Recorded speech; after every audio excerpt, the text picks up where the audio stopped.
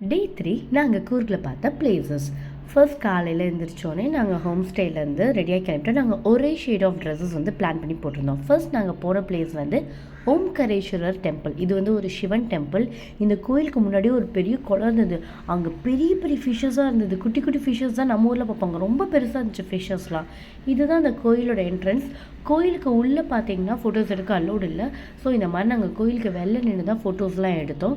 ரொம்ப ஒரு நல்லா இருந்துச்சு அந்த கோயில் பார்க்குறதுக்கே. இது ஒரு ஆஞ்சநேயர் டெம்பிள். அந்த டெம்பிளுக்கு பக்கத்துலேயே இருந்தது. அடுத்து நாங்கள் போனது வந்து ராஜா சீட். இது வந்து ஒரு வியூ பாயிண்ட் மாதிரி.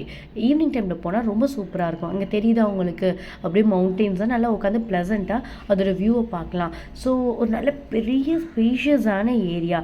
ஸோ அங்கே நீங்கள் போனீங்கன்னா உங்களுக்கு நிறைய ரீல்ஸ் எடுக்கிறதுக்கோ ஃபோட்டோஸ் எடுக்கிறதுக்கு எல்லாத்துக்குமே ரொம்ப யூஸ்ஃபுல்லாக இருக்கும். ரொம்ப பெரிய ஸ்பேஸ்னால ரொம்ப க்ரௌட் நிறையா இருந்தாலுமே எங்களுக்கு அந்த க்ரௌட் சுத்தமாகவே தெரியல. நிறையா சிட்டிங்ஸ் வந்து சிட் அவுட்ஸ் போட்டிருக்காங்க. நிறைய ஸ்டெப்ஸ் இருக்குது. ஸோ அந்த வியூ பாயிண்ட்டை என்ஜாய் பண்ணுறதுக்காக ரிலாக்ஸாக உட்காந்து நம்ம எல்லாமே பார்க்கலாம். அப்புறம் குழந்தைங்களுக்காக வந்து பார்த்திங்கன்னா இந்த மாதிரி ட்ராம்புலின் இந்த மாதிரி ஆக்டிவிட்டீஸ் இருக்குது. வந்து என்ட்ரி வந்து 100 rupees தான்.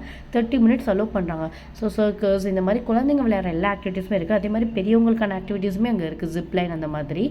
அடுத்து நாங்கள் போனது வந்து அபே ஃபால்ஸ். இது ரொம்ப லாங்காக உள்ளே நடக்க வேண்டியதாக இருந்தது. இந்த ஃபால்ஸில் குளிக்கிறதுக்குலாம் அலௌடு இல்லை.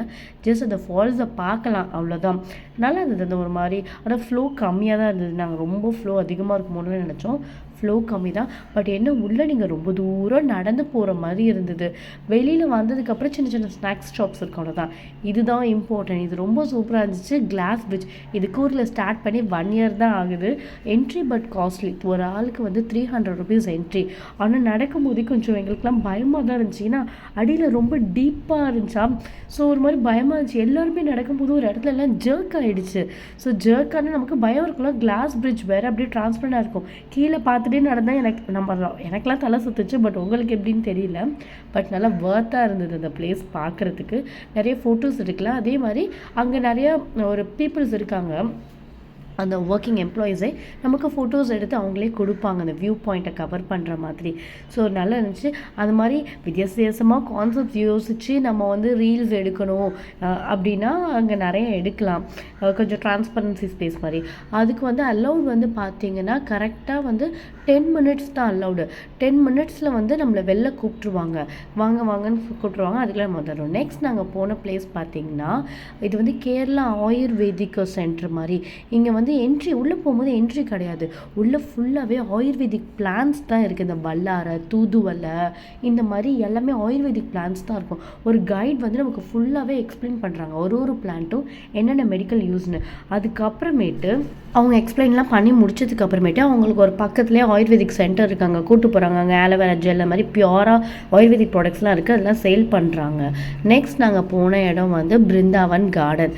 இது வந்து சூப்பராச்சு. மைசூருக்கு போகிற வழியில் வந்து இது இருக்குது. ஸோ மைசூர் நாங்கள் போகிற வழியில் தான் பார்த்தோம். நைட் தான் பார்த்தோம். ஏன் நைட் போனோம் அப்படின்னா இங்கே வந்து 7 o'clock வந்து ஒரு மியூசிக் ஷோ ஸ்டார்ட் பண்ணுவாங்க. 7 to 8:30 வரைக்கும் இந்த மியூசிக் ஃபவுண்டைன் வந்து இருக்கும். ஸோ அதை பார்க்குறதுக்காக போனோம். செம்மையாச்சு. மழை வேறு செம்மையாக மாட்டிக்கிட்டோம். லைட்ஸ்லாம் ஆஃப் பண்ணிட்டு எப்படா அந்த மியூசிக் ஃபவுண்டைன் வரும்னு வெயிட் பண்ணுற மாதிரி இருந்துச்சு. செம்ம க்ரௌடு. நிறைய பேர் உட்காந்து பார்த்தாங்க. இடம்லாம் நாங்களாம் நின்றுட்டு தான் பார்த்தோம். ஸோ அவங்க பேக்ரவுண்டில் மியூசிக் ப்ளே பண்ணிகிட்டு இருப்பாங்க. அந்த லைட்ஸ்க்காக வெயிட் பண்ணிகிட்டே இருந்தோம். லைட்ஸ் வந்ததுக்கப்புறம் ஒரு சவுண்ட் போட்டாங்க பாருங்கள். செம்ம என்ஜாய்மெண்ட்டு. அதுவும் மழை வேறு பெஞ்சிச்சா. ஸோ அவன் அந்த சிச்சுவேஷனுக்கு ஏற்ற மாதிரி அடைமலை அந்த சாங் போட்டு அந்த லைட் போட்டாங்க. சூப்பராகிடுச்சு. இது வந்து மஸ்ட் விசிட். இந்த light fountain show, musical show வந்து ரொம்பவே அழகாக இருந்துச்சு. அப்படியே ரிலாக்ஸாக பார்த்துட்டே இருக்கலாம். பட் இதுக்கு அவ்வளோ கூட்டம் வருதுங்க. செம்ம கூட்டம் வருது. இதுக்கு காருக்கு பார்க்கிங்காக 100 rupees நாங்கள் பே பண்ணோம். அது மாதிரி அங்கே உள்ளே வர வழியில் நிறைய ஷாப்ஸ் இருக்குது. சேட் ஷாப்ஸ் அது இது நிறைய ஷாப்ஸ் இருக்குது. ஸோ நம்ம சாப்பிட்ற ஹோட்டல்ஸ் இல்லை, இந்த மாதிரி சேட் ஐட்டம்ஸ் தான் நிறையவே இருக்குது. அதுக்கப்புறமேட்டு உள்ளே ரொம்ப லாங் நடக்கணும். நாங்கள் நடந்து வரப்போ ரொம்ப லாங். எங்களால் சுத்தமாக நடக்க முடியல. ஏன்னா பாப்பா வேறு தூக்கிட்டு நடக்கணுமா. ஸோ மலையில் வேறு நடக்கிறதா. ஸோ ரொம்ப லாங். அதுக்கப்புறம் தான் தெரியும் எங்களுக்கு ஒரு போட்டிங் இருக்குது. ஸோ போட்டிங் தெரியாமல் போட்டில் வந்து இறங்கியிருக்கலாமே அப்படின்னு தோணுச்சு. சரி ஓகே, இந்த ஃபவுண்டைன் ஷோ முடிச்சதுக்கு அப்புறமேட்டு நம்ம ரிட்டன் வந்து போட்லேயே போயிடலாம் அப்படின்னு. ஸோ பாதி மாதிரி தான் பார்த்தோம். ஏன்னா மொத்த ஷோ முடிச்சதுக்கப்புறம் எல்லா கூட்டமும் வரும். ஸோ போட்லேயே நமக்கு இடம் கிடைக்காது அப்படின்னு சொல்லிட்டு அந்த ஷோ வந்து நடந்துட்டு இருக்கப்பயே நாங்கள் பாதியிலே கிளம்பிட்டு போட்டுக்கு 40 ருபீஸ் தான் ஒரு ஆளுக்கு.